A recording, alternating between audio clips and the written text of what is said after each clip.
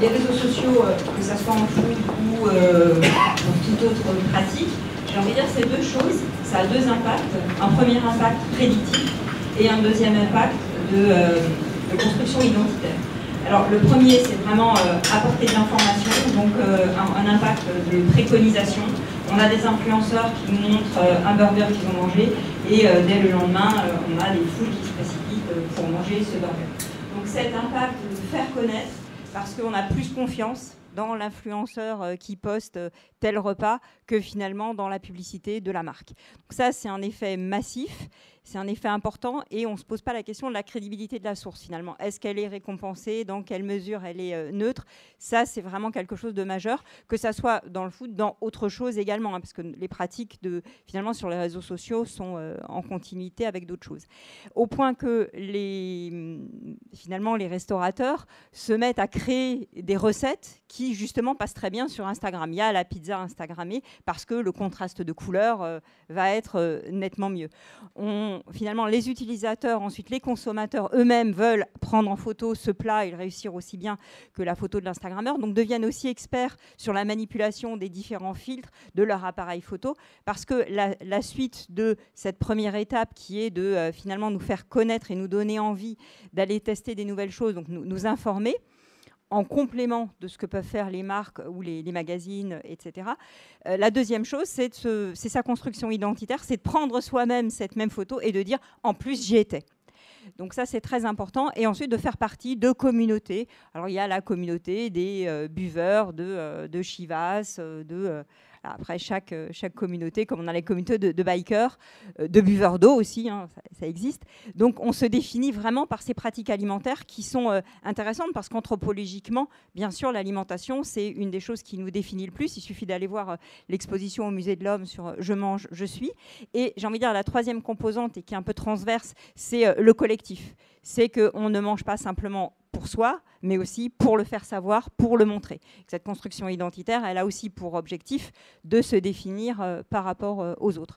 Donc vraiment un objectif de prescription et puis ensuite construction identitaire. Dans cette recherche d'utiliser les bons filtres, de montrer, de partager les belles photos, est-ce qu'à un moment donné, il n'y a pas une distorsion entre la vraie vie et ce qui se passe sur les réseaux sociaux par rapport à ce qu'on montre en termes d'alimentation ? Dans cette construction identitaire, il y a on parle de bovarisme parfois, il y a une mise en scène de soi et on ne montre pas ce que Goffman, qui est un sociologue connu, a parlé des coulisses. On donne l'impression que finalement notre vie 24 heures sur 24 est aussi glamour et aussi finalement extraordinaire que ce qu'elle peut apparaître sur les réseaux sociaux. Alors que c'est un extrait et une mise en scène, parce que peut-être que ce repas qui est magnifique sur Instagram n'est peut-être pas gustativement bon, et ça, c'est un autre problème. Donc il y a une vraie mise en scène, et pour celui qui le regarde, parce qu'on ne l'a peut-être pas abordé, celui qui voit ça, c'est se dire, mais finalement, moi, mon quotidien est beaucoup plus pauvre. Donc c'est se rappeler que c'est une mise en scène, et que c'est la quintessence de ce que la personne vit, mais qu'elle a aussi ses coulisses, et... Par rapport au comportement peut-être un peu plus extrême, est-ce que vous voyez des phénomènes, on parle souvent d'orthorexie, c'est-à-dire de gens qui surveillent de façon excessive leur alimentation. Est-ce que ce type de comportement a été accru sous l'influence des réseaux sociaux ?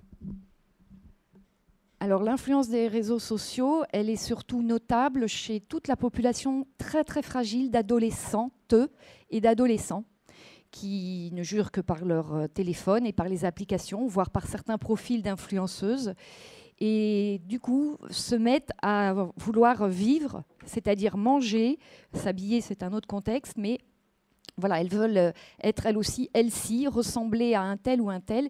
Et sur cette population fragile qui est en crise identitaire, vous en parliez, hein, qui se cherche, je vois des jeunes patientes au cabinet qui arrivent en me disant... alors, pas tout de suite, mais au fil des discussions, ou quand je leur demande quel compte elles suivent, donc je vois un petit peu, moi, j'ai décidé d'enlever la viande parce que je suis tel compte. Moi, je ne mange plus de lait parce que la telle influenceuse a dit que c'était mauvais pour moi. Aujourd'hui, on s'aperçoit qu'il y a un véritable impact sur cette population très fragile et souvent cachée des parents. C'est-à-dire qu'éventuellement, les parents ont un discours, on essaie d'avoir des repas en famille, d'avoir une alimentation équilibrée, et vous avez une grosse rébellion des adolescentes et des adolescents aussi.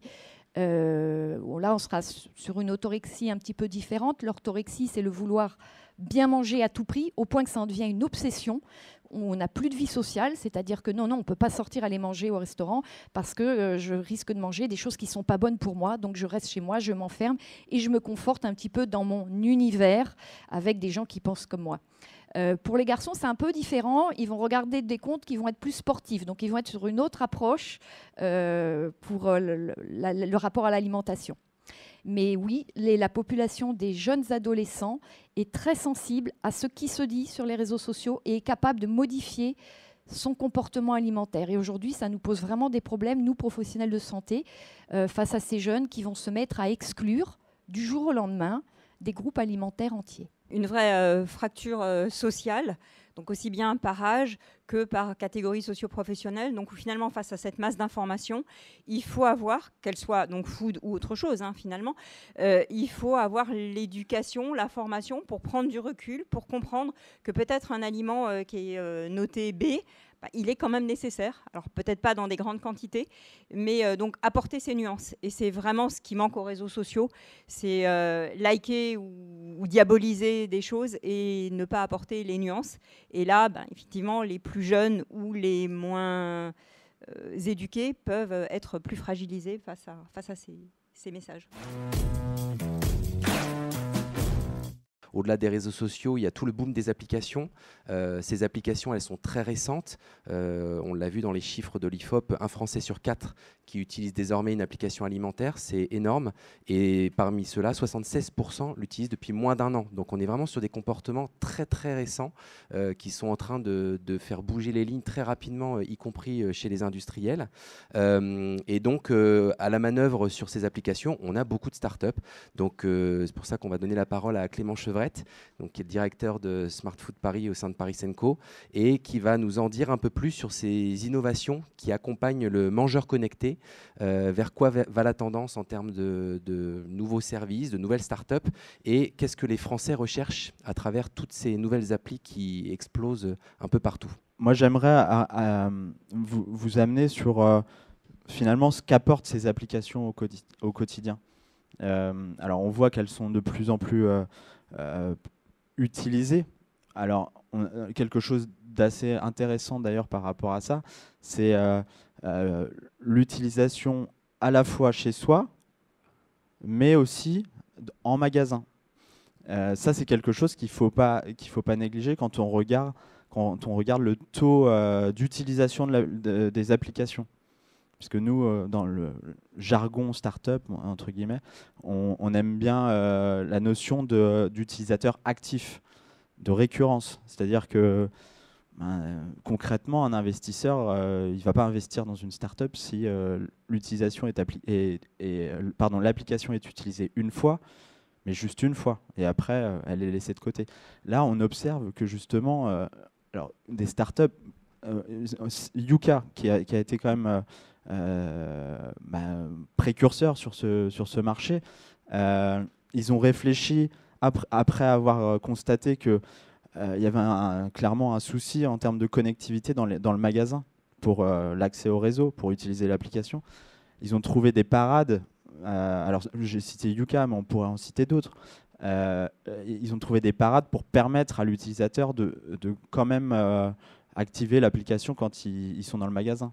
Ça, c'est des choses qui ont évolué là depuis. Alors, on a dit Yuka à 3 ans.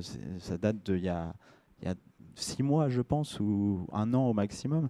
Donc, tout ça pour dire que ça évolue très vite. L'accès au réseau 5G, alors Orange travaille depuis des années sur le sujet. En 2020, ça va être l'année du déploiement de la 5G un peu partout en France. On a l'habitude, alors quand on parle d'application et d'usage en termes de nutrition, alors, par exemple Foodvisor, je crois qu'ils sont hébergés ici, permettent de faire des choses sur le sujet, de scanner vraiment le plat en fait, et de regarder les apports nutritionnels que ça peut avoir. On parle d'usage urbain beaucoup, on parlait de catégories socio-professionnelles et tout ça. C'est de toute façon quelque chose qui va se généraliser aussi avec l'extension des réseaux de 3G, de 4G, mais surtout de 5G, qui va permettre l'émergence de nouveaux acteurs, notamment, alors Foodvisor c'est un super exemple je pense, parce qu'il travaille beaucoup sur la réalité virtuelle, donc la réalité augmentée. Donc c'est quelque chose qui aujourd'hui, avec le réseau tel qu'il est équipé, il n'y a pas assez de débit en fait, techniquement. Avec la 5G, ça va devenir possible. On peut dire qu'il y a une application pour chaque moment de l'acte d'achat. Aujourd'hui, il y a de plus en plus de startups, et peut-être qu'on observera un phénomène de concentration vers la startup qui permet de tout faire. Est-ce que ce sera Yuka? Est-ce que ce sera C'est qui le patron qui lance c'est quoi le produit là, à la fin du mois ou, voilà, on va voir, c'est le tout début, mais il se targue en tout cas d'utiliser beaucoup plus d'indicateurs que ce que fait Yuka aujourd'hui. Ça doit être 4 indicateurs, là où cette nouvelle application, ça va être aussi la prise en compte de la notion d'éthique, du parcours de vie du produit avant qu'il soit dans le magasin. Donc ça, c'est des choses aussi qui sont hyper importantes dans... on l'a un peu entendu dans les pratiques, je pense, sur les réseaux sociaux notamment. Il y a les nouvelles générations prennent en compte beaucoup ces nouveaux indicateurs pour bien consommer. Si la nutrition représente un pan important en termes de pourcentage des startups actives dans cet écosystème, la livraison alimentaire, c'est encore autre chose. On estime à 40%, les deux confondus, on estime à 40% des startups actives qui sont à la fois food delivery et nutrition. La nutrition pris isolément, c'est à peine 10%. Tout ça pour dire que aujourd'hui, on assiste sur la livraison à l'explosion de beaucoup d'acteurs, dont certains sont très connus, mais avec des segmentations de plus en plus fortes aussi. Il va y avoir l'application de livraison pour les étudiants, Bim Bim Go par exemple, Rapidle ou Dood, qui est plutôt très récent pour tout ce qui va concerner la livraison issue de produits vendus en boulangerie ou en CHR, CHR. Ou encore des choses beaucoup plus tournées vers le paiement en direct sur l'application. Donc pour des entreprises petites, grandes, voire publiques, avec les scolaires, on peut citer InnovOrder, Milcantine, en plus permet la gestion du gaspillage alimentaire, minimiser le gaspillage alimentaire, ou des choses maintenant très déployées, où voilà, ça va émerger un petit peu partout, des startups telles que Launcher, qui va dématérialiser le titre restaurant. Donc voilà, ce sont des tendances intéressantes à évoquer, je pense. Comme je le disais en introduction, aujourd'hui, mon métier, il faut être connecté. C'est-à-dire que même moi, il faut que je sache ce qui se passe. Parce que quand on vient voir un professionnel de santé, une diététicienne comme je suis, à 99%, les patients ont le téléphone dans la main. Et comme vous l'avez vu, est-ce que vous connaissez Yuka? Qu'est-ce que vous en pensez? Voilà comment on consulte et comment on commence une consultation aujourd'hui quand on vient voir une diététicienne. On va dire pour des problèmes de perte ou de prise de poids. Quand on est sur des pathologies plus graves, là, on est sur une autre approche. Mais j'ai quand même aujourd'hui des patients qui veulent maigrir grâce à Yuka. Ils me disent, j'ai essayé de maigrir grâce à Yuka. Donc oui, moi je parlerai de patients parce qu'au cabinet, on s'aperçoit que les gens aujourd'hui se fient à des applications, à des influenceurs, à des messages sur les réseaux sociaux pour leur santé. Et ça a énormément modifié le discours, leur attitude au quotidien. On parle de manger, de bien manger, mais derrière la nutrition, il y a aussi l'aspect santé qu'il ne faut pas oublier. Et je pense que c'est un petit peu le défaut de toutes ces applications, c'est qu'elles oublient l'aspect santé. Voilà, aujourd'hui, on est consommateur.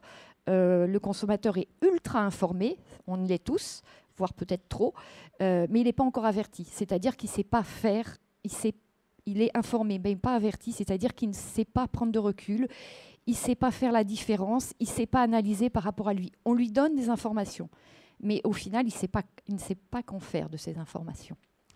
On a des informations sur les applications dont on a parlé. Donc, je rappelle qu'on a des applications santé qui sont dédiées à certaines pathologies, où là, toutes ces applications sont très utiles. Je pense aux applications pour le diabète, notamment. Donc ça, c'est des applications santé, mais alors qui sont du coup complètement déconnectées des applications qui vont être liées à l'acte d'achat. Je suis en magasin, j'achète mes aliments. Ah ben, c'est une autre application. J'en ai déjà 2 sur mon téléphone, en prenant l'exemple que je sois diabétique. Et puis, je suis gastronome, donc je vais au restaurant. Et là, évidemment, je ne passe pas mon temps à profiter du moment. Je fais une photo pour, évidemment, poster tout de suite ça sur Instagram. Donc, 3e application, où là, je vais montrer que moi aussi, j'ai été dans ces restaurants. Et puis, 4e option, j'utilise mon téléphone pour faire une application pour faire des belles photos. Moi aussi, je sais faire des belles photos. Je suis comme ces Instagrammeuses. Moi aussi, je sais cuisiner. Enfin, comme on dit, in real life, c'est souvent bien différent. Et j'utilise cette fois-ci l'application pour communiquer sur le fait que je cuisine. Mais alors, ça fait 4 applications, mais il n'y en a aucune qui se parle entre elles. Et la seule personne qui se pose toutes ces questions, en fait, c'est l'individu et le patient que j'ai en consultation face à moi, qui est complètement perdu. Donc, pour essayer de faire simple, toutes ces applications, je vais essayer de vous apporter quand même, elles ont quand même des bénéfices, elles ont quand même permis d'évoluer, elles ont en revanche aujourd'hui des bémols. Et puis on s'aperçoit que ces applications, les réseaux sociaux, tout cet écosystème autour de la nutrition finalement, ça peut avoir un impact négatif sur la santé et je dirais que c'est le message avec lequel je terminerai qui est quand même très très important. Donc, heureusement, ces applications ont permis le consommateur, que nous sommes tous, de reprendre un peu la main sur ce que l'on mange. Donc ça, c'est très bien. Ça a permis de pointer du doigt certaines choses qu'on trouve dans les aliments. Et puis aussi, on sait aujourd'hui que ce que l'on mange, c'est dommage qu'il ait fallu attendre des applications pour nous le dire, ce qu'on mange, ça a un impact sur notre santé et aussi sur la planète. Et puis, ça a un cercle vertueux, c'est que du coup, vous avez vu l'impact pour les marques. Les marques, aujourd'hui, elles sont obligées de revoir leur copie, revoir leur composition. Les marques font beaucoup plus d'efforts, puisqu'on va tout de suite passer à Yuka, et oulala, Yuka a dit que c'était pas bien, je repose. Sauf qu'on ne réfléchit pas. Yuka, c'est très bien. Ça pointe les additifs. C'est très bien, mais je vous rappelle quand même que le rôle des additifs, c'est de permettre de conserver les aliments plus longtemps et de nous permettre de les manger en étant moins malades. Donc très bien, on enlève les additifs, mais il faut quand même, à ce moment-là, le jambon, il ne va plus durer 3 semaines. Hein. Maintenant, quand on passe à certaines applications et qu'on trouve « Ah, c'est pas bon », mais pour quelle quantité? C'est toujours pour 100 grammes. Qui est capable de me dire ce que représente 100 grammes de beurre? On ne mange pas ça le matin. Hein, même dans une journée, je pense que personne ici mange 100 grammes de beurre. Quand on passe du jambon ou tout produit de charcuterie, la charcuterie, c'est par définition conservé dans le sel. Merci. Donc forcément, ça va sortir mal parce qu'il y a du sel. Donc il faut aussi prendre un peu de recul par rapport à ça et réfléchir quel aliment on passe devant. Voilà. Parce que ça ne pointe pas. Il y a des aliments qui sont intéressant et c'est bizarre. Le problème, c'est que ces applications, elles pointent aussi un petit peu trop le négatif. Donc c'est le côté positif, ça fait reprendre aussi le chemin des cuisines. On a envie de cuisiner, on a envie tous de faire Top Chef, on a envie tous de prendre des cours chez Marmiton, c'est très bien. Le bémol, c'est que pour les gens qui ne vivent qu'à ça, ça crée énormément d'angoisse. Ça rejoint un petit peu l'orthorexie dont je parlais tout à l'heure. C'est que du coup, je ne sais plus quoi manger. Tout ce que j'aimais, ça passe en rouge. C'est catastrophique. Qu'est-ce que je fais?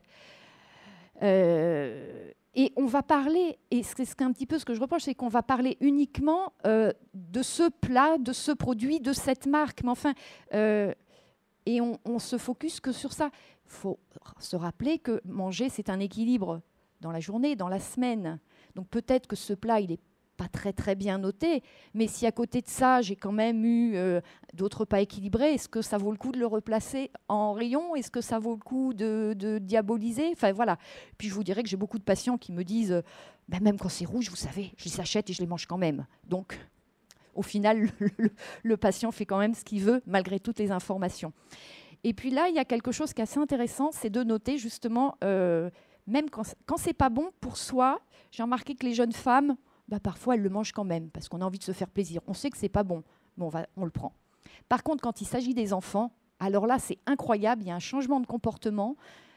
Si les biscuits pour enfants, si c'est rouge, elles ne s'achètent pas. Et donc, ces applications, et pas que les applications, puis je vous montre du doigt, ça n'a rien contre vous, je dirais ces informations qu'on a sur les réseaux sociaux, et notamment les influenceuses et influenceurs et blogueuses et blogueurs, mes amis, ils vont donner des conseils sans légitimité, qui vont être perçus et très reçus par des populations sensibles dont je parlais tout à l'heure, notamment les jeunes adolescents. Et parce qu'on va voir telle jeune fille qui va être fine comme un haricot, avec des très belles tenues de yoga et tout, et elle vous dit juste « Depuis que j'ai arrêté le lactose, je suis en pleine forme ». Et donc, vous avez des générations de jeunes filles qui vont arrêter de manger du lactose. Depuis que je suis végane, je suis en pleine forme. Son in real life, est-ce qu'il est vraiment sans viande? Je vous rappelle qu'il y en a quelques-uns qui se sont fait épingler en disant je suis végane et qui finalement mangent de la viande. Donc le problème, c'est qu'on a comme ça des gens qui vont vous dire, des gourous de la nutrition, qui vont vous dire du jour au lendemain, il faut arrêter de manger ça. Je dirais juste qu'il faut aider en tout cas les générations qui arrivent à prendre un petit peu de recul. J'espère une application qui fera le lien dans tout ça, entre les recommandations, les portions de ce que je consomme réellement. Parce que oui, il y a aussi l'application où vous passez votre repas. Mais alors, c'est très amusant, c'est qu'il faut encore qu'ils reconnaissent l'aliment. Dans la World Food, Fusion Food, c'est pas gagné que le pad thai, il arrive à me reconnaître qu'il y ait des cacahuètes cachées au milieu de mes noodles. Et dernière chose que je voulais vous dire, supprimer une catégorie, donc ça n'est pas bon, ça peut même créer des carences. Et je reviens à une carence à laquelle on ne pense pas toujours, que malheureusement moi je vois dans ma profession et notamment à l'hôpital, c'est la carence en fer. Le fer, je ne vous apprendrai rien en vous disant qu'il sert à la fabrication des globules rouges, au transport du sang, mais pas que.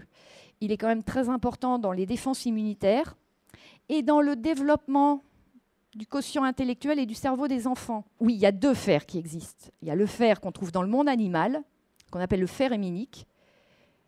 En fait, il n'y en a pas beaucoup. Mais on absorbe 20 à 25%, donc c'est déjà pas beaucoup. En moyenne, on est sur 2%, on va dire, de fer d'origine animale dans les produits d'origine animale, le fer héminique. Dans le monde végétal, il y a beaucoup plus de fer, mais on absorbe quasiment rien. Donc, voilà, je vous laisse juste... et puis, enlever des groupes alimentaires pour des raisons X ou Y, vous déséquilibrez tout votre régime. Il faut manger de tout un petit peu, raisonnablement, et je m'arrêterai là. Face à cet excès d'informations, comment fait le consommateur concrètement, qui n'est pas expert, pour démêler le vrai du faux? Est-ce que vous, en tant que professionnel, vous avez un rôle à jouer? Est-ce que les applications qui sont neutres ont un rôle à jouer pour orienter le consommateur vers la bonne information et éviter cette diffusion excessive d'informations parfois contradictoires sur l'alimentation? Alors, on a un rôle à jouer, oui. Moi, mon discours, il est simple, c'est comment on faisait avant. Donc, prenez un peu de recul. Qu'est-ce qu'on mangeait avant? Après, c'est très intéressant pour des gens qui vont avoir des maladies, des intolérances à des choses très, très spécifiques. Donc là, c'est très utile pour ces gens pour qui, avant, c'était vraiment l'enfer de faire ses courses, l'enfer de manger. Mais on parle de quoi, là? On parle de niche. Voilà. Donc les gens sont vraiment perdus pour démêler le faux du vrai. Donc malheureusement, aujourd'hui en consultation, les gens me disent je suis perdu, qu'est-ce que je fais? Je lui dis on va réfléchir simplement à qu'est-ce que vous mangez, comment, et revenons à des choses simples, revenons à des basiques. Voilà. J'espère vraiment une application, et je suis sûre qu'elle est déjà dans les tuyaux, qui fera le tour de tout. C'est-à-dire entre les recommandations officielles, entre mon cas personnel de diabétique et d'intolérance au glucose, donc ça veut dire beaucoup de produits que je ne peux pas manger, entre le fait que je sois une CSP -- avec un tout petit budget et 5 enfants à nourrir, et puis voilà, et puis je veux faire du sport, je veux courir le marathon. Est-ce qu'un jour on aura une application qui fera tout ça? Donc finalement, si je comprends bien, ce qui crée de la complexité par l'abondance d'informations est peut-être aussi la solution de demain. Les gens qui mangent seuls face à leur écran, qu'est-ce que ça peut engendrer? On parle beaucoup de manger en pleine conscience. Est-ce que vous pourriez nous parler de cette thématique-là? Manger, c'est aussi comment on mange, avec qui, quand, combien de fois. Et puis finalement, on s'aperçoit qu'on mange seul, mais pas seul. On a un 6e doigt qui est notre téléphone. Parce que ce téléphone, en fait, aujourd'hui, devient omniprésent, que ce soit pour faire la photographie de ce que j'ai mangé ou pour de témoigner que moi aussi j'étais à cet endroit-là. C'est le téléphone qui nous dit ce qu'il faut manger. Donc je regarde pendant que je mange ce qu'il faut manger, même si je mange ce qu'il ne faut pas. C'est le téléphone aussi qui va nous aider à commander à manger. Donc là, on est sur les applications qui facilitent l'acte d'achat. Mais on a oublié que la fonction principale du téléphone, c'était quand même de téléphoner. Et on se retrouve à manger finalement en faisant autre chose, bien souvent sur son téléphone ou devant son écran. Et on est de plus en plus déconnecté de ce qu'on mange. Ce qui implique qu'on ne sait pas forcément ce qu'on mange, voire on a oublié. Parce que quand on mange aujourd'hui, on ne se consacre plus à manger. Et qu'est-ce que ça a comme impact de manger de façon déconnectée? C'est qu'on va manger trop. C'est que 2 heures après, on a faim. Il faut se reconnecter à l'acte de manger, indépendamment de l'acte de partage, mais de ne pas faire autre chose. Je vois beaucoup de patients qui se disent « Oh, j'ai du mal à manger ». Mais on mange en combien de temps aujourd'hui? On ne mange plus, on engloutit en 4 minutes. Pour faire quoi? On sacrifie l'heure du repas. Alors heureusement, vous l'avez souligné, heureusement en France, on n'y est pas encore, mais enfin, on y arrive tout doucement. On a tous fait ça, derrière l'ordinateur, avec le téléphone, parce qu'aujourd'hui, notre ordinateur est aussi déplacé sur notre téléphone, mais on mange de façon complètement... on ne mange plus en conscience, et ça a des impacts sur notre santé, puisqu'on n'a plus conscience de ce qu'on mange, même si on est en train de regarder des applications. Votre cerveau, il n'est pas connecté quand vous êtes en train de regarder sur votre téléphone, même des photos autres. Donc, remanger en conscience. En France, on a encore le sens du plaisir. Pour avoir travaillé avec des collègues américains sur les questions de quantified self, donc c'est ces bracelets connectés qui analysent nos calories, alors l'américain prend beaucoup plus au pied à la lettre les informations et les calories ingérées, etc. Le français va prendre ça comme une information et s'octroyer un repas d'anniversaire ou une tartine de Nutella parce qu'on est fatigué. Donc le français a encore un peu plus de recul. Combien de temps, je ne sais pas. Et pareil sur les réseaux sociaux où finalement on poste une information et on attend en retour le fait que les gens vous disent que ce que vous mangez est extraordinaire. C'est-à-dire qu'on est un peu déconnecté de ses sens quand même, mais moins que d'autres pays. Parce que c'est assez dangereux de se dire finalement je ne suis plus capable de savoir que je suis devant un plat extraordinaire avec des amis dans un lieu magnifique. Je suis obligée de l'envoyer sur la toile et d'attendre ce retour-là. Alors sur les applications, pour moi, si c'est vraiment des vecteurs de plaisir à 3 titres. Le premier, ça va être la gamification. Ça va amener du ludique. Je vais le détailler avec des exemples. Ensuite, ça va aussi permettre de manger avec des gens qu'on ne connaissait pas, donc d'aller rencontrer des voisins pour manger. Et puis, le 3e point, pour moi, c'est la lutte contre le gaspillage, donc faire du glanage. Voilà. Le premier point, on a tendance un peu à l'oublier, c'est ce côté ludique. Parce que malgré tout, ces bracelets et toutes ces applications, il y a la fourchette connectée qui mesure comme la brosse à dents et comme la brosse à cheveux Kerastase et Weezings qui mesure la façon dont vous mangez. Il y a un côté ludique, il y a un côté aussi très égocentrique de se dire tiens, je m'occupe de moi. Peu importe que je prenne l'information ou que finalement je ne la prenne pas et que je continue à me faire plaisir, c'est très bien. Donc il y a ce côté ludique qui se trouve parfois avec des dispositifs dans les magasins. Alors au Brésil, il y a eu une expérimentation faite avec la mayonnaise Hellmann's, qui n'est pas très diététique, et où Hellmann's se disait comment faire manger de façon plus diversifiée de la mayonnaise aux gens.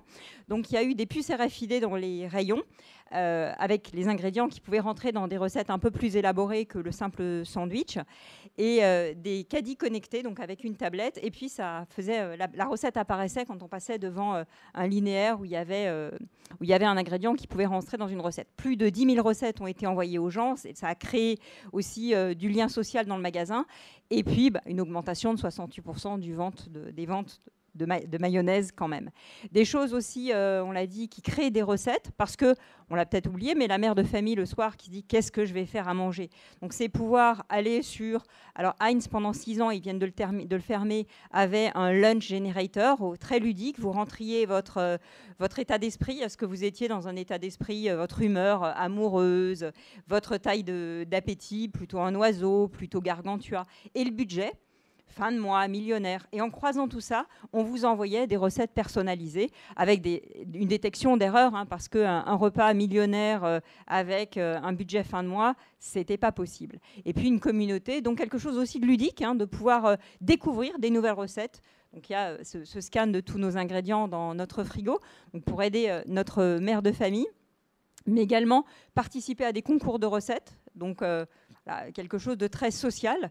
Et sur le côté aussi social, c'est la possibilité de se connecter sur des applications. Je vais citer Mijoter, c'est des voisins qui mijotent ou des voisins qui ont fait trop de paella et qui sont prêts à vous en offrir. Donc créer du lien social, créer un peu de bonheur juste pour un soir ou pour plus longtemps. Sur même le site OVS, qui n'est pas du tout dédié à la nourriture, il y a plein de gens qui disent « mais je voudrais aller manger une glace chez Bertillon. Qui veut aller manger une glace chez Bertillon avec moi ?» Donc c'est aussi la possibilité de partager des moments, parce que l'alimentation, encore au moins en France et dans d'autres pays, reste un moment social. Donc du ludique, de la gamification, quelque chose autour du lien social, quelque chose autour de l'ego également, et on va voir que c'est exactement les dimensions de la valeur expérientielle en marketing. L'ego, c'est j'ai déposé une recette et j'ai gagné, voire c'est ma recette qui va être créée par la marque. Donc ça, c'est agréable, on existe.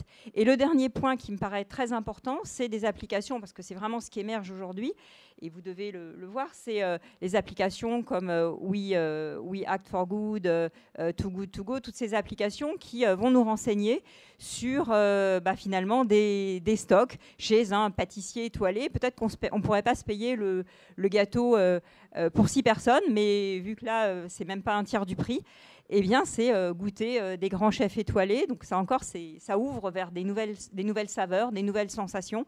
C'est aussi pouvoir bénéficier donc dans ces paniers qu'on récupère aussi, il y a peut-être des légumes oubliés qu'on n'aurait pas goûté. C'est lutter contre le gaspillage. Ça, c'est important. Je pense qu'il y a la nouvelle loi contre l'alimentation qui impose maintenant aussi aux distributeurs de faire quelque chose pour ne pas jeter des stocks. C'est intéressant. Non seulement ça ouvre de nouveaux horizons, mais ça permet aussi d'aller au fond de ses convictions. Le Crédoc a divisé la population par rapport à nos pratiques alimentaires en 5 segments. Et 13% des gens sont des gens qui sont conscients de la nécessité de préserver la planète, de ne pas gaspiller. On parle de frugalité volontaire, contrairement aux gens qui, malheureusement, sont en train, et ça c'est un vrai problème, de manger des mauvais ingrédients parce que les gâteaux pas chers sont souvent moins chers. Donc tout ce côté lutter contre le gaspillage, pour moi, ça me paraît important. Donc si je devais résumer les applications, c'est au-delà de cette information, au-delà de ce contrôle de tout ce que ça peut avoir de négatif en te disant voilà, tu as mangé trop gras, trop salé, tu n'as pas mangé tes 5 fruits, parce qu'on est aussi dans des contraintes. Je ne sais pas le temps que vous avez pour manger à midi, mais parfois on n'a pas forcément le temps de faire ça. Ça amène énormément de ludique. Donc j'ai cité quelques exemples pour en citer d'autres de gamification avec la réalité augmentée, la réalité virtuelle ou des choses comme ça. De l'imprimante 3D qui peut nous imprimer des choses aussi. C'est beaucoup utilisé, des choses que les chefs et qu'avec nos mains on n'arriverait pas à faire. Donc vraiment du ludique, de la gamification. Créer du lien social pour aller partager quelque chose avec des gens, donc les voisins qui mijotent pour nous parce qu'ils ont le temps, parce qu'ils sont retraités. Et puis cette lutte contre le gaspillage pour des vraies convictions écologiques. Tout ça, c'est des tendances qui émergent, mais pour moi, je pense que c'est vraiment des mouvements de fond et sur lesquels je suis quand même très optimiste. Donc on l'a vu très clairement, tous les réseaux sociaux, les applications, les services numériques de tout genre ont très clairement de l'influence sur notre alimentation, positive, beaucoup, négative également. C'est variable en fonction des différentes catégories sociales. Cette influence, très clairement, elle crée la notion de communauté aussi qui existait auparavant, mais qui se renforce au sein des consommateurs, voire des patients. Donc il y a cette notion d'implication qui est très, très importante. Dans les influences négatives, malheureusement, il y a effectivement l'extrémisme qui pousse à l'orthorexie, la recherche d'hypercontrôle, toute cette notion d'anxiogène aussi qui se développe par rapport à cet excès d'informations. Donc il faut faire le tri dans tout ça. Et pour faire le tri, l'écosystème de start-up peut aider à développer des nouveaux services. Yuka en est le meilleur exemple. C'est que quand on crée un service qui est simple, facile à comprendre, qui s'insère dans le quotidien, avec ses travers, parce que quand on simplifie beaucoup, on tord aussi l'information, mais au moins ça a le mérite d'être acquis par le consommateur, contrairement à des services peut-être comme la fabrique à manger qui est moins utilisée parce que probablement elle est plus compliquée, moins intuitive.